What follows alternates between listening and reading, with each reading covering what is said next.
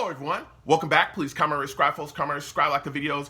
Also, share the videos. I want to thank everyone that does like, watch, and share my videos. You folks are the absolute best. Listen, folks, there's a link to you down below. Has the links to all of my social media platforms. Please go down there. Follow me across all my social media platforms and talk to me because I'll talk back. Also down there as well as links to all of my YouTube pages. Please go down there, subscribe to all my YouTube pages, and turn on your notifications so when I post content, you folks will be in the know. Listen, folks, Tuesday at 7 p.m. Eastern. Tuesday at 7 p.m. Eastern, we're going to sit down. We're going to talk Jets. I'll be doing a live radio show. I take live callers. Call in. I love going back and forth with you folks about this football team. Now, with that said and done and put to the side, I've come to talk to you folks today about the training camp position battles coming up, all right? We're going to talk about a couple of battles that are going to be very interesting, to watch, okay? Now, I'll talk about the defense in a second, okay? And I do feel like the defense has less, kind of battles over there because a lot of the position groups I feel like are pretty set over there, especially our defensive front. There's a big rotation.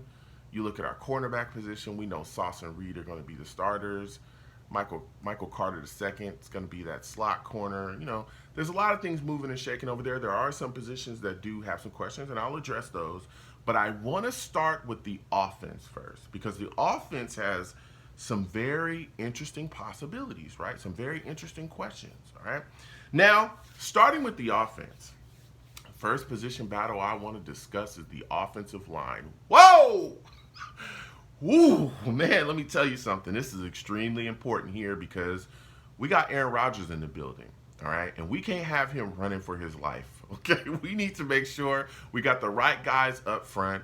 Don't let him get banged around. Don't let him get jacked up and derail our season. We need to make sure we have the best five. And there's some big questions up front at certain spots along the offensive line. And the first spot is the left tackle position, okay? Ooh, we know, all right? I'm a big Mekhi Becton fan.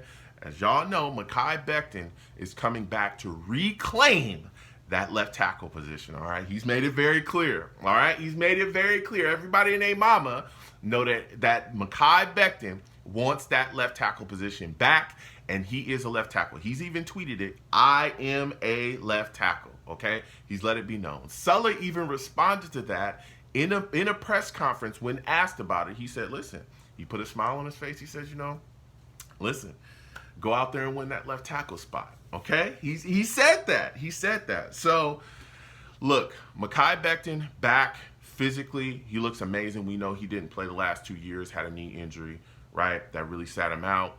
But he's come back. Physically, he's in a better space. Mentally, he's in a better space as well, and he's ready to go. Now the question is, can he beat Duane Brown out for that left tackle spot? Can he do it? Okay? And some of the things that could happen and the fallout if he does is very interesting as well. Because let's say, and I'm going to throw some scenarios here. Let's say Mekhi Becton comes out and wins the left tackle spot. Okay? What happens to Duane Brown? Right? What happens to him? Now keep in mind, Duane Brown is also, and Sulla said this, he's going to be a hard out. He's not going to be a guy you're just going to push out of the way of that left tackle position. No, this man's an old savvy dog, okay? Duane Brown is 37, going on 38. This guy is still solid in this league as a left tackle, right? He played last season even with a shoulder injury. He gets a lot of love from the coaching staff. Sulla really commends him on his grittiness and the way that he goes about his business. He called him a freaking rock star. Like, they love this guy, right? So he's not going to be a guy that's going to get pushed over, but he's never played right tackle at any point in his career in the NFL. Never played right tackle. So if he does get pushed out of the left tackle position and Mekhi Becton truly comes back and grabs that position, well, what happens to him? Where does he go, right? Does he go to the right tackle spot and compete with Max Mitchell and Billy Turner? Can he beat those guys out at right tackle, a position that he's never played?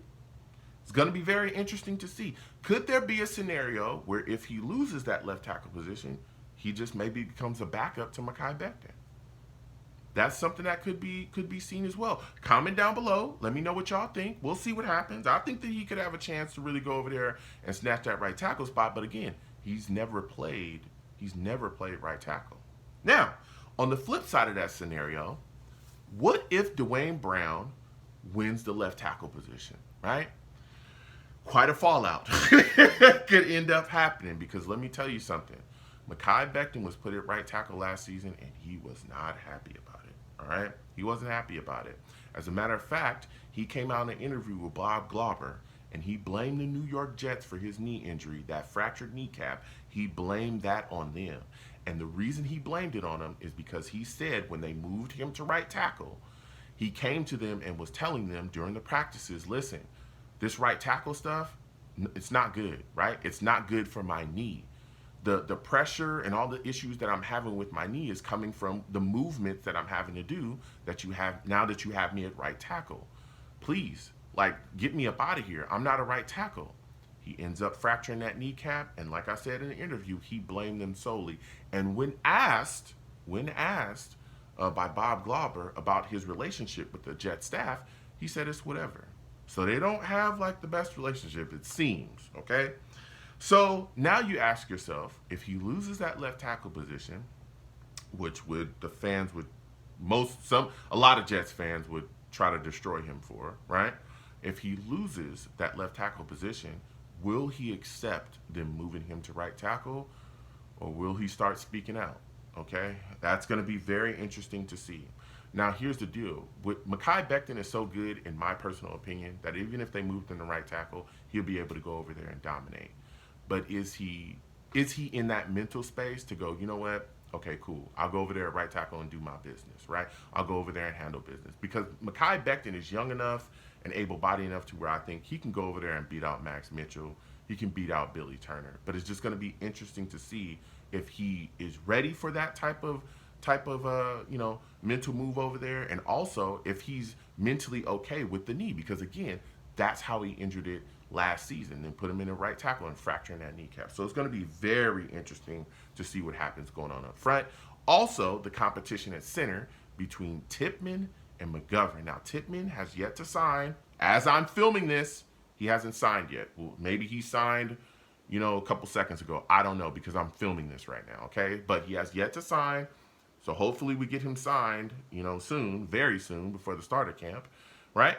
But a lot of people expect Tippmann to step into the building and take the center position from Connor McGovern. And I am one of those people because Connor McGovern sucks. Tippmann is a big physical kid. I mean, man, he can move. When he pulls, it's a wrap. He get his hands on you, it's over. You might as well call it a night. Go ahead and turn off the lights and get in bed because it's time to go to sleep. Like he gets his hands on you, you're going to be gone, right? But again, Connor McGovern is still a veteran in this league. He knows what's going on. He knows how to prepare. He knows how to get things rolling. So it's going to be very interesting to see if Joe Tippmann is going to be able to snatch that starting center spot like I kind of expect him to do. All right? Now, the next position group we're going to be discussing is the wide receiver position group, okay? The battle that can happen there. Now, not the battle at the top. Of course, Garrett Wilson, Lazard, Mecole Hardman, those guys, I think they're going to be there. But there's that fifth, maybe sixth spot if the Jets keep 5 and 6 wide receivers. That fifth and sixth spot is very interesting. All right. And two guys that I'm looking at that I'm keeping my eye on during camp is Corey Davis and Denzel Mims. Corey Davis is a guy, man, big physical target, but he's never healthy, right? And then when he is healthy, he drops a lot of footballs. There's a lot of questions in why the New York Jets even still have him on the roster. A lot of questions. I think we're all kind of surprised that he's still here to this point. There was talks and reports that Corey Davis at the end of the season was kind of saying goodbyes, like he knew that the New York Jets were not going to keep him because if they cut him, they could save $10 million. Well, lo and behold, he's still here on the roster. So I'm wondering if the New York Jets really are going to continue and go into the season with him and if he's planned to be a part of the offense. Because when Corey Davis is healthy and he actually catches the football, he can do some things. Again, he's a big target. We saw Zach lock onto him often in games and throw balls up to him and he was going to get it. But again, there's a lot of drops there and there's a lot of injuries and he's missed a lot of games with the New York Jets, right? Then you look at Denzel Mims. I mean, everybody's talked about he's basically going to be competing for a roster spot. The thing with him is he's a big question mark because rookie season, phenomenal. I'm talking phenomenal, right? Then the next season, nothing. Ever since that rookie season, we have not seen Denzel Mims really get his footing in the NFL. And there's been a lot of talk that he has the athletic ability to make it happen in the league, but the mental stuff, can't understand the playbook, can't get it together. We've seen guys, literally wide receivers that we got off the street, come into the Jets facility, get on the field, get more targets, more reception, and more yards than Denzel Mims. We've seen it. Okay, during games, we've seen it. And it was just like, what is going on here? So it's going to be a big question mark surrounding Denzel Mims in his training camp. Can he compete and stay on the Jets roster? And he did, ask for a trade as well, but they didn't make that happen. Right, so he's still here. Now, there's guys like Brownlee, there's guys like Irvin Charles as well that have been talked about as guys that can make plays and possibly, push one of these guys off the Jets roster. And we're gonna see. All right. Now, the next position group that I want to talk about as far as battles in training camp, running back. Running back, okay? And here's why this is so important. There's a chance that Breece Hall might not actually start this season. There's a chance that he might not start the season because he's still healing up from the knee injury, okay? Now, if Breece Hall does not start this season, there's a hole and a chance for somebody to come up and grab that starting running back spot. Now, the New York Jets have publicly flirted with Dalvin Cook. We know that. The fan base has called for Dalvin Cook as well. When asked, Sulla, right, responded to the media and told them, well, that's a stone that we'll turn over. When they asked him about the Jets trying to acquire Cook, that's a stone that we'll turn over. But, he let it be known, hey, I'm going to defer to Joe Douglas when we're talking about contracts. I'm not going to talk about that. Talk to Joe Douglas about it. So that's known that, hey, they're not uninterested in bringing another running back in. And you know who wouldn't be happy about that? Michael Carter. Michael Carter needs to have a solid camp. Because I love Michael Carter. Everybody knows that. I'm a Michael Carter fan as well. A big Michael Carter fan. It's been real tough, okay? And it's been real tough because last season, especially down the stretch, he didn't get no burn. Like, he wasn't getting many carries. He was pretty much not, given a real chance to be a part of the offense. And there was issues because of that, right? Now, you look at other guys that are here, right, and the production that they were able to put together last season, and some of these guys could push Michael Carter in camp to possibly grab that starting running back spot from him if Breece Hall doesn't end up playing. One of those guys is Bam Knight.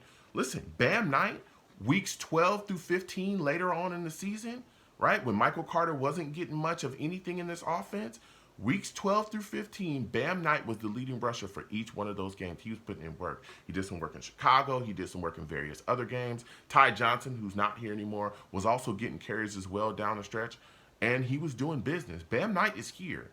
We've seen flashes from him where he's really been able to put some things together and look like he's a guy that could actually carry the rock. You also got Izzy Abanikanda here as too. Listen, Izzy is serious business. This is a young rookie running back that can move. He can come out the backfield, catch the football. Let me tell you, running backs come into this league and they get rolling. Izzy is a guy that one step and he could be gone, okay? So Michael Carter has to come in if Breece Hall cannot start the season and have a good camp to really cement himself as the New York Jets starting running back. And again, Michael Carter's ability to come out the backfield and catch the football as well, I think will pay big dividends for the New York Jets offense. But let me tell you, he's got two guys that are nipping at his heels that could actually end up snatching that spot from him. The next position battle that I want to talk about, another Jets position group, is the backup quarterback position. Zach Wilson versus Tim Boyle. Interesting, right? Interesting, okay? Now, we know that Coach Sulla said in March that they intended on Zach Wilson being the number 2 quarterback, but that was before they signed Tim Boyle, okay? Now, Zach Wilson has been put in a position where we know last season he stunk, okay? I'm not going to mince my words here. He wasn't very good. We saw the mechanics were awful. The throws were awful. Interceptions. He was costing the team. We saw him get benched twice during that season to have a reset, right? This is just a lot of issues with him. And we saw it take a toll on the team, and also we saw it take a toll on Zach Wilson because he admittedly talked about how he had basically lost confidence in himself, that his confidence was shot, and Sulla even talked about the fact that he had no confidence in himself. Here's the deal. He's coming into this season. This is a brand new offense for them. He's going out there. He's learning under the tutelage of Aaron Rodgers. This is all about rebuilding him as well. Part of Aaron Rodgers' job here, and he's talked about it publicly too, is not just to go out there and produce on the field and be the leader, but it's also to help Zach Wilson so that when he's gone, hopefully Zach Wilson will have the tools and what he needs to take over, right? But here's the deal. Tim Boyle's in the building, all right? And Tim Boyle is a guy that knows this offense through and through. He knows it through and through. He was with Aaron Rodgers in Green Bay. He worked with Nathaniel Hackett already. He knows what's going on in this offense. He knows the nooks and crannies. And I could see Tim Boyle stepping in here with Zach, learning things, trying to pick things up, trying to get things together. Tim coming in saying, look, I'm a savvy veteran. I know what's up. I'm going to go out here and put this work in. Possibly grabbing that number 2 spot, okay? I can see it happening. He knows everything he needs to know. He knows where guys need to be. He knows everything, okay? He knows everything that's expected of him as well. So it wouldn't shock me if Tim Boyle was the number 2, but it also wouldn't make me put Zach Wilson down either. Because personally, I would like to see Zach Wilson sit on the bench and learn the game from the bench. I want him put in bubble wrap, and I want him to be able to just be coached up, be really immersed within this offense and understand what it takes just sitting back and watching. And then down the stretch, be given a chance. That's what I would like to see, and I think that would really be the best thing for Zach Wilson in this reclamation project. But comment down below. Let me know what y'all think about that, because I know that there's a lot of Jets fans that would destroy him if he does end up losing that number 2 quarterback spot. Now, the last position group we're going to be talking about, we're going to move on to the defense, okay, because there's some battles on this defense, is the weak side linebacker position. Whew. This linebacker position, there's a big hole there, okay? Now, to this point, the New York Jets have not signed Kwon Alexander. To this point, okay? Now, for me, that would be the way to easily solve this problem, okay? Just bring Kwon back, right? But for whatever reason, they have not done that. And I mean, he's been on social media. He's been publicly talking to Jets players, and a lot of them have advocated for him to be brought back, but he's still not under contract with the Jets. So if you look at the situation now, again, with a big hole in that spot, you wonder who's going to grab it. And there's a guy named Jamin Sherwood that has been talked up by a lot of people in the media. The fan base is like, oh, yeah, he's going to be the guy. And I'm looking around like, what the heck are these people talking about? He's done nothing. Jamin Sherwood has done nothing. And even when they talk about Hamza Nasruddin taking the spot, he ain't done anything either, okay? Keep in mind, both of these guys at one point had ACL injuries, or one of them had an ACL injury in Hamza Nasruddin, and Sherwood had an Achilles injury that sat them and put them on IR, right? Then you look at their output last season. Sherwood played in 7 games and had 16 tackles. Nasruddin played in 2 games and had 7 tackles. These guys ain't done nothing. None of them have done anything. So I'm just confused about where all of this support is coming from for these 2 guys to take this big spot, especially with all the expectations and pressure that we have, this Super Bowl or bust season that a lot of Jets fans are talking about. And we're talking about Sherwood and Nasruddin being a starting, outside linebacker here. I don't get it. I'm completely confused there. So I'm wondering who's going to come out of the scrum and take that position. Is it going to be Sherwood? Who's it going to be? Because honestly, after C.J. Mosley and Quincy Williams, this linebacker position is a complete question mark. Complete. So it's going to be very interesting to see what happens at that weak side linebacker spot. And it's going to be very interesting to see if the New York Jets can end up bringing Kwon Alexander back. Whew, listen. Comment down below. Let me know what you folks think. What are your thoughts about these position battles that I brought up? I know some people want to talk about the safety position, but honestly, I don't think anybody's going to beat Amos out for that starting safety spot. I do not think anybody's going to beat Whitehead out, especially with Clark, sitting down with the injury that he has, which sucks. But I think that safety position is just it is what it is. It's there. But comment down below. Let me know what you folks think. How do you folks feel about these competitions, these training camp battles? Who do you think is going to end up taking them? Give me your thoughts about them. Comment down below. Let's go back and forth. You folks have a good one. Peace.